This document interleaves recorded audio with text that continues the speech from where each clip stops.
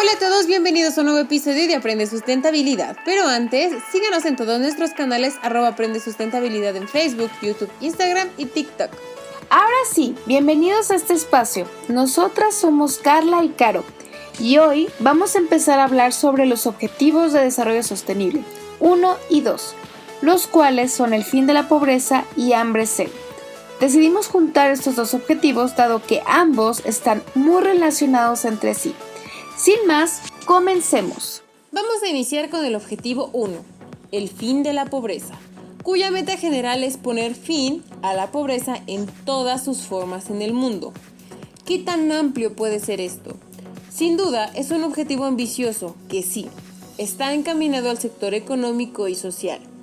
Si bien hemos tenido ciertas mejoras, como reducir el número de personas que viven en una situación de extrema pobreza a nivel mundial, desde un 36% en los 90 hasta un 10% en 2015, es claro que aún hay mucho por hacer.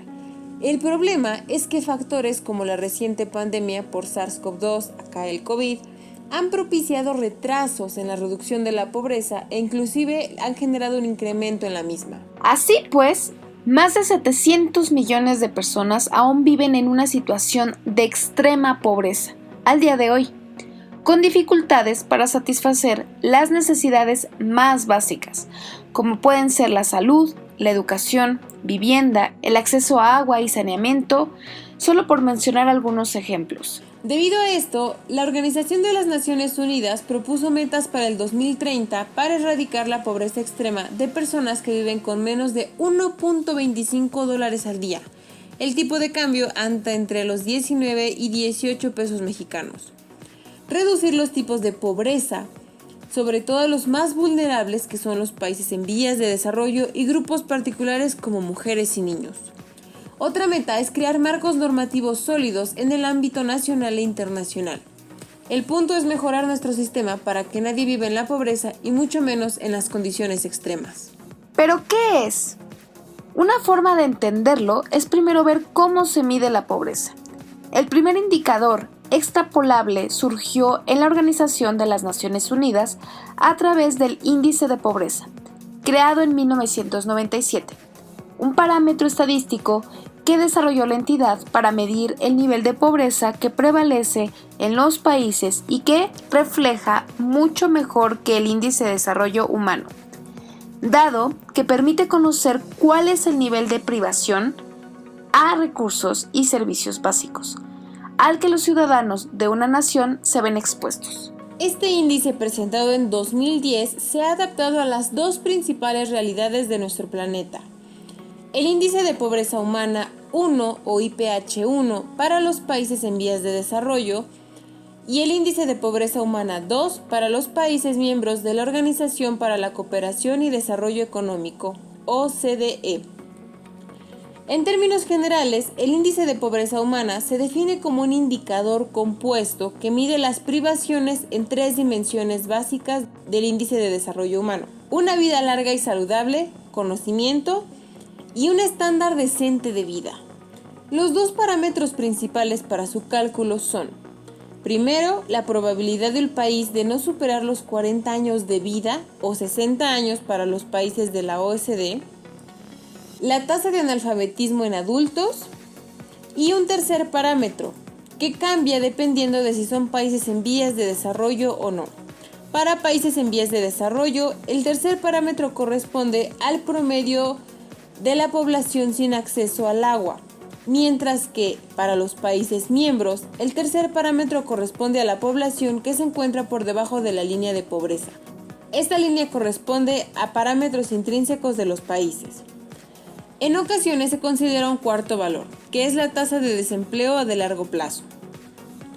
Como podemos ver, hacer esta clase de cuantificaciones no es algo trivial e incluso puede rayar en lo subjetivo, porque como lo hemos comentado incansablemente, cada país necesita métricas y metas específicas que responden a las necesidades que viven de manera interna.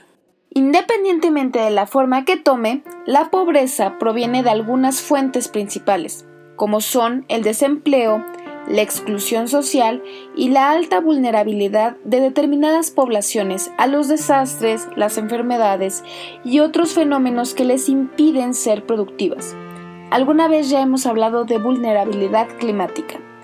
De hecho, esta es una de las razones por las cuales este es el objetivo 1, porque es una base de una sociedad que permite dar pie a otras necesidades. Recordando la pirámide de Maslow, en el que si estamos bien en nuestras necesidades más básicas, estamos bien en todo lo demás. Para cumplir con este objetivo, actualmente se destinan en México el 5.8% de los recursos que otorga la ONU para los ODS y da el 13.1% a nuestro segundo objetivo, hambre cero. ¿Alguien ha tenido hambre? ¿Sabemos realmente qué es tener hambre? Incluso hay muchos comerciales que aluden a los cambios de ánimo que sufrimos cuando comenzamos a necesitar ingerir algún alimento. Pero, ¿qué es hambre? Quizá emocionalmente hemos rozado esa sensación, pero ¿qué es conceptualmente? Para entender el hambre es importante primero hacer una distinción entre hambruna y hambre crónica. La hambruna es una situación que se da cuando un país o zona geográfica no posee suficientes recursos para proveer alimentos a su población, elevando la tasa de mortalidad debido al hambre y la desnutrición. Por su parte, el hambre crónica no se debe simplemente a la falta de alimentos. Se produce cuando las personas carecen de las oportunidades para obtener ingresos suficientes para tener educación y la capacidad de adquirir habilidades para satisfacer las necesidades básicas de salud y una voz en la toma de decisiones que afectan a su comunidad. ¿Han escuchado el dicho de dale un pez a un hombre y comerá un día, enséñale a pescar y comerá toda su vida? Aquí es donde cobra todo el sentido. Es una consecuencia de las condiciones sociales. La Organización de las Naciones Unidas para la Alimentación y la Agricultura, conocida como FAO, no está de más decirlo, ha integrado conceptos interesantes como inseguridad alimentaria, que es una situación que se da cuando las personas carecen de un acceso seguro a una cantidad suficiente de alimentos inocuos y nutritivos para un crecimiento y desarrollo normales, y, a su vez, a una vida activa y sana. En el escenario actual, tras décadas de una disminución constante, el número de personas que padecen hambre, mediado por la prevalencia de la desnutrición, comenzó a aumentar lentamente de nuevo en el 2015, el mismo año en el que se firmó el Acuerdo de París. Las estimaciones actuales indican que cerca de 690 millones de personas en el mundo padecen hambre. Esto es alrededor del 8% de la población mundial. Y esperaríamos un aumento de unos 60 millones de personas para dentro de los próximos 5 años. El mundo no está bien encaminado para alcanzar el objetivo de hambre cero para el 2030. Poner fin al hambre, lograr la seguridad alimentaria, la mejora de la nutrición y promover la agricultura sostenible. Si continúan las tendencias recientes, el número de personas afectadas por el hambre superará los 840 millones de personas tan solo para el 2030. El hambre cero, dice la ONU, y lo compartimos, es una pieza clave de la construcción de un futuro mejor para todos. Además, como el hambre frena el desarrollo humano, no podremos lograr los objetivos del desarrollo sostenible como educación, salud, igualdad de género, sin entender y atender primero estos dos. Decidimos juntar estos dos primeros objetivos porque de forma inherente están fuertemente relacionados, la pobreza y el hambre. Esto nos permitirá reflexionar y cuestionarnos que mientras hay este tipo de problemas sociales, es claro que aún falta muchas cosas por hacer. Hay muchos comentarios que pueden salir de aquí y tienen muchas vertientes para relacionarlos con todos los demás objetivos. Lo importante es que podamos entender que conceptualmente pueden parecer palabras sencillas o inclusive metas alcanzables. Y si bien nuestra intención, por supuesto, es lograrlas, conllevan un trabajo muchísimo más profundo que integra más elementos de los que alcanzamos a vislumbrar. Es importante tenerlos presentes para poder atenderlos. Al final, conocerlos es la mejor manera de poder comenzar. Pues sí, complementando con lo que dice Caro, realmente es una de las principales cuestiones por qué es tan importante entender estos objetivos y por qué vamos a ir detallando uno por uno para ir viendo de qué se trata y cómo es que podemos irlos consiguiendo, porque eso es lo más importante, conseguir cumplir con estos objetivos. Pero por ahora nos quedaremos aquí. Gracias por compartir este espacio con nosotras y no se pierdan ningún capítulo.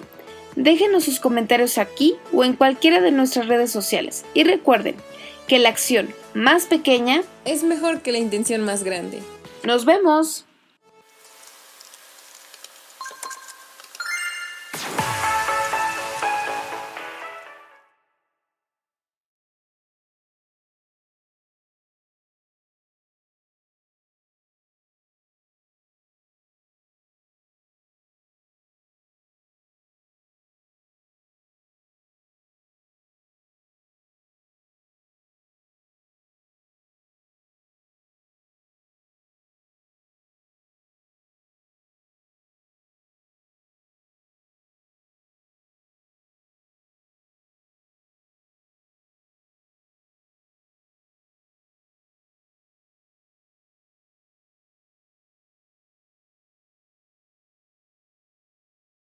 Debido a esto, la Organización de las Naciones Unidas propuso metas para el 2030 para erradicar la pobreza extrema de personas que viven con menos de $1.25 al día.